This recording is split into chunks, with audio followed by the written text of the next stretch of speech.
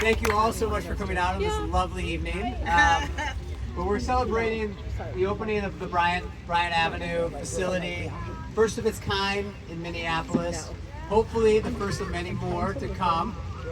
Really excited about this project, and also really excited about our As You Go Minneapolis campaign.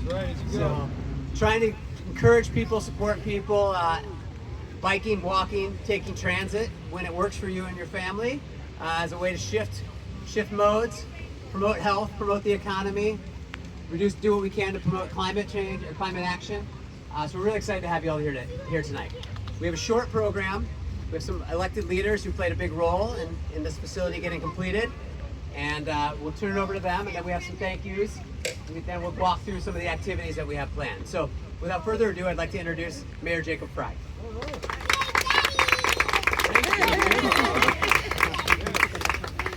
Well, this is a really important project.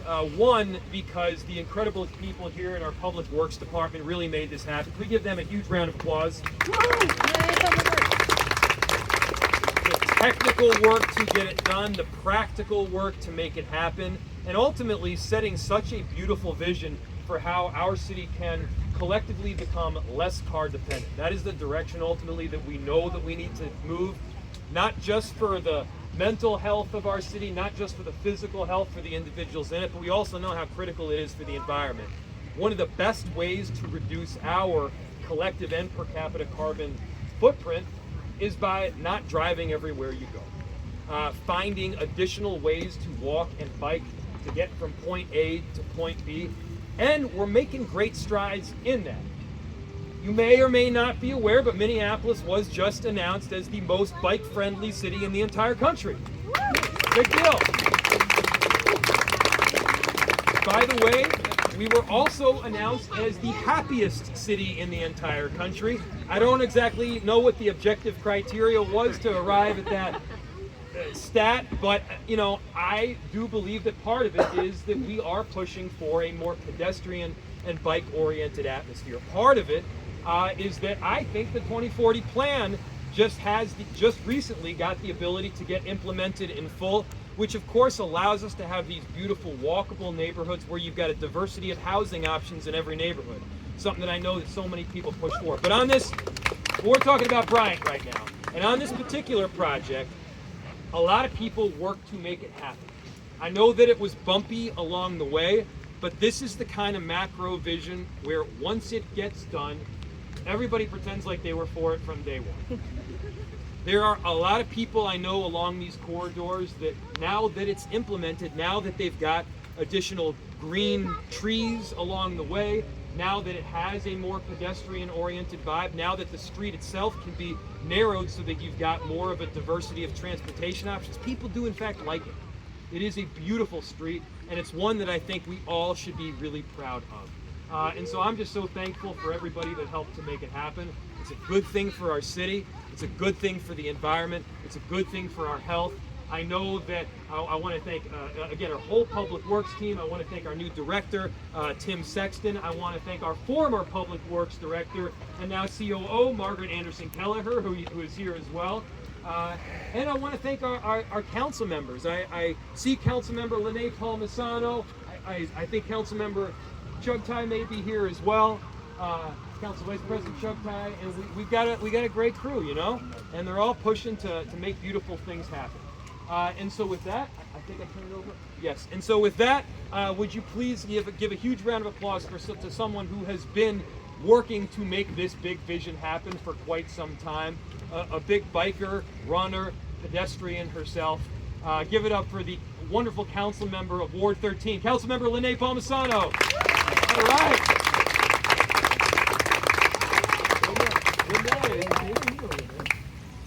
Hi, everybody. I'll be really brief. It's great to be here. It's just great to see so many people come together. I see a lot of Public Works employees, but I also see a lot of people in the advocate community just here and enjoying and talking to one another. I see a lot of people here that live on Bryant Avenue. And it's been a learning process. And some of this, as many full road reconstruction projects are long and difficult.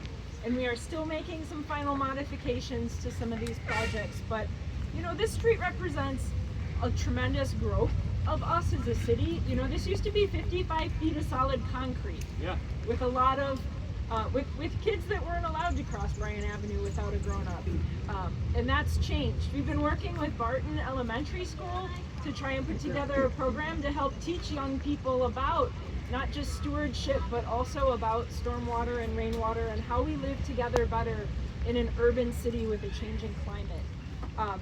You know, big changes come with some growing pains, but I'm really proud of Public Works and all of their interest in listening to people.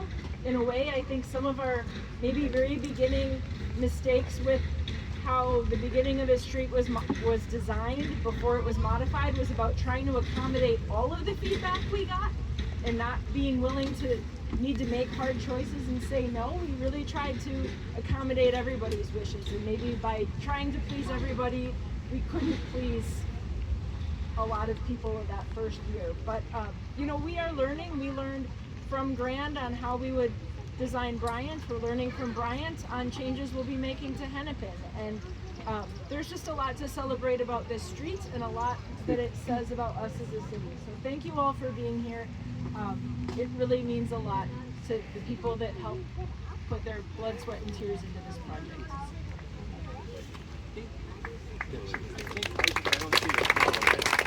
I'm sure Councilmember Chelsea would love to be here and meet you all as well. Are we wrapping up? Are we wrapping up? I can take it. Here we go. Thank you so much, Councilmember. And yes, Councilmember Chuck Tadej, Council Vice President Chuck Tadej sends her regrets. So real quick though, before we wrap it up, we got to some thank yous, but I have a few other people to thank for this. You know, starting with the neighbors, the residents, the advocates who provided feedback along the way. I hope you feel heard. We tried our best to listen and accommodate changes throughout the process. As mentioned, it's going to be we're going to continue to learn as we develop these new and exciting facilities. So thank you for engaging. Thanks for your patience. Thanks for coming along with us on this project. Some other staff though, real quick, bear with me, really deserve some acknowledgement tonight. So from Public Works, Mambari Wardajo, who's a project engineer. I think is Mambari here? Has worked through this project, continues to work on this project to button up everything and make sure that it continues to operate the way we intended it to. Andrew Torgerson, Don Elwood, Andrew's here. Liz Heyman is the lead project planner. If folks don't know, these projects start with a planner, they shift over to engineers. It's an interesting approach that we take. I think it's a really good approach that lets us sort of adapt along the way. So Liz played a key role there. Trey Joyner. Trey. Almost done. Nathan Koster. I haven't seen Nathan. Key person in our transportation planning and programming. Jenny Hagar is right there. Jenny, thank you, Jenny. You'll recognize many of the Public Works staff with these As We Go t-shirts. Margaret Anderson Keller was recognized earlier, probably deserves another hand. Thank you, Margaret. Fire Chief Brian Tyner, Assistant Fire Chief Wesley Van Wiekel, Deputy Fire Chief Sean Olson, who worked with us along the way. I think many folks know this was definitely a learning process as we learned how to engage with emergency vehicles. This is going to be something that's really important. I think we learned a lot. And more importantly tonight, we've got Engine 17 over here, so if any of you kids want to go jump on a fire truck and learn about... How are we defining kids? Kids at heart. Thank you, kids at heart. Right on cue. Staff from our Public Works Maintenance and Repair Division, Traffic and Parking Services, Surface Waters and Sewers, and project consultants, including Bolton and Mink, Stantec, and Kimley Horn. So one final round of applause. This was a ton of work. Wait a second. Couldn't have done it without all of you, public, private, everyone. And finally, so what do we got going on tonight, right? So we got the fire truck. We've got an opportunity for people to share their thoughts about Bryant. Either you can color, you can write them down, do whatever you want, be creative. Again, for all you kids at heart, we got some opportunities here to draw. We also have a community walk. It's going to be about 1 mile. It's going to highlight some of the interesting features of the Bryant Avenue design. The walk is going to leave in just about 3 minutes from right behind me on the sidewalk. So Jenny Hagar right there in the blue and white umbrella will be leading that walk. And we've also got a bike ride. So Ethan, where's Ethan? Ethan with the safety orange vest right there is going to lead about a 4-mile loop to cover 4 of the great bikeways in the area. Family friendly, slow paced, no drop ride, if you're familiar with that terminology. And I think and that bike ride is going to leave in about 5 minutes. Ethan, where are we meeting? So yeah, meet up along 32nd Street. Along 32nd Street.